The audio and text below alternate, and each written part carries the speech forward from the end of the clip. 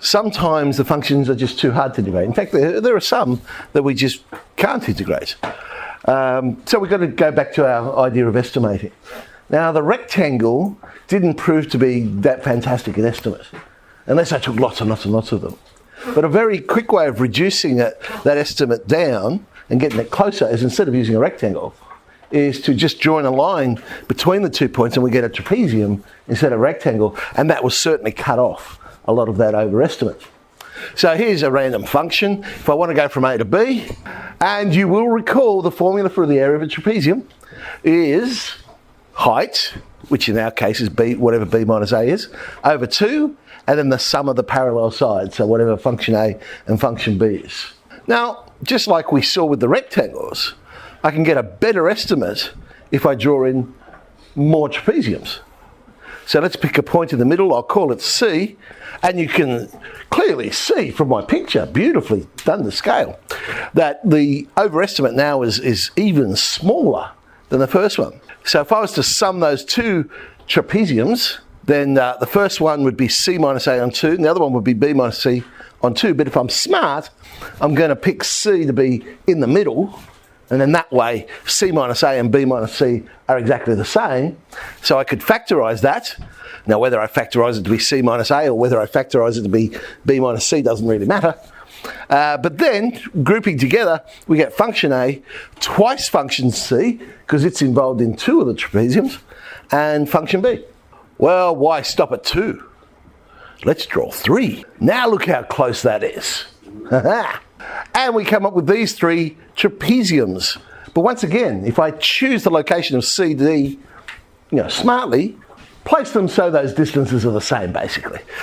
Then C minus A is the same as D minus C is the same as B minus D. So again, I could factorise that, and we get this time function A plus twice function C plus twice function D plus function B.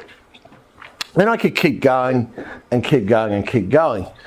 But what we see is a pattern. So if I want to find the integral from A to B, but I'm going to go with an approximation, then it would approximately be whatever that height is that I choose. And there's a shorthand way of writing it, y representing the y values, of course. So y naught and yn, there's only one of those. So they're the 2 end y values. And then it'll be twice all the other ones. See, a very technical formula, 2y, the others. Okay.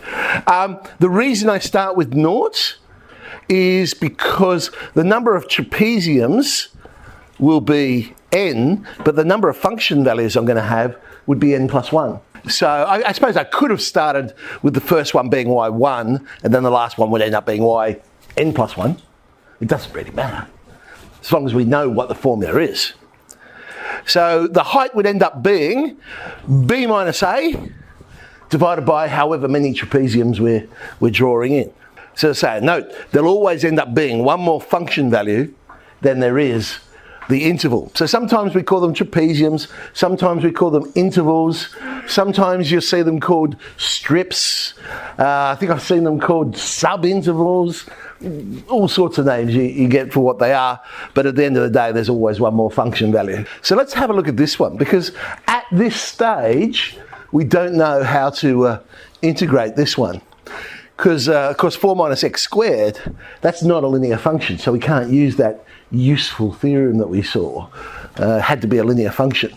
So, all right, we're going between 0 and 2, asked for 4 intervals, so therefore the width, or the height, I should more correctly say, the height of the trapeziums would end up being 0.5. So I'll draw up a table of values, work out the y values for each of those points. They've said 3 decimal places, but you'll notice in my table I've gone to 4, and that's just to take into account any rounding mistake that I might end up with it. So I'll carry it to 1 more, and then that way at the very end I'll round it to 3 in case there is a rounding error in there.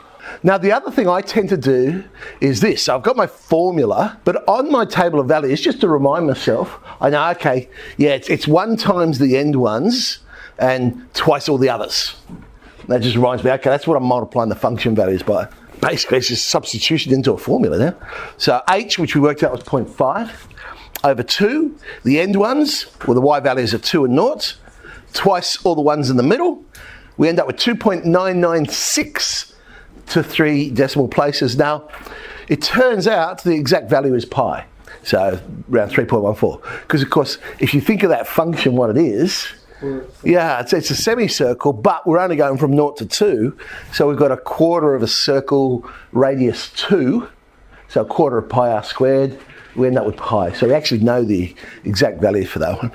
So how far off were we? Well, percentage error, about 4.6% for that one. There is an alternative working out for the trapezoidal rule, which is interesting. So we've got to our table. We've still got to obviously get our table of values. But then when we set it up, there it is set up. So it's still, you know, the end ones plus twice the middle ones. But then you'll notice I've multiplied just by b minus a. But on the bottom of the fraction, I just replicate what I've drawn on the top of that table of values. So 1 plus 2 plus 2 plus 2 plus 1. And surprise, surprise, it comes out to be the same thing. So it's just a different way of setting out the trapezoidal rule. Okay, well, let's have a look at it. Here was last year's, let's get it nice and up to date, last year's HSC question number 2 unit paper. Question 20. Kenzo's driving his car along a road while his friend records the velocity of the car in kilometres per hour over a 5-minute period.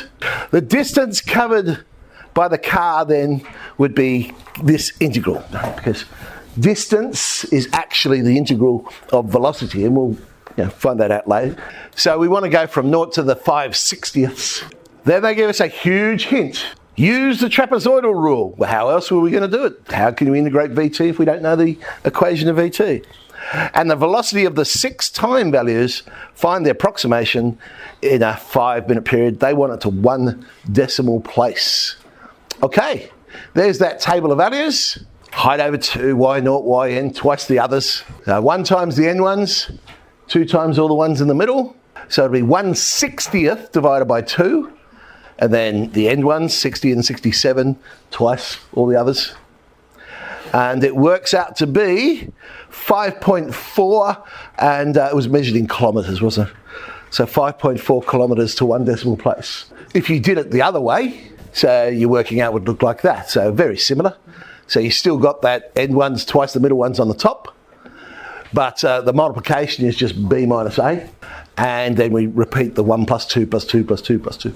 Plus 1 on the bottom, and again that turns out to be 5.4. Okay.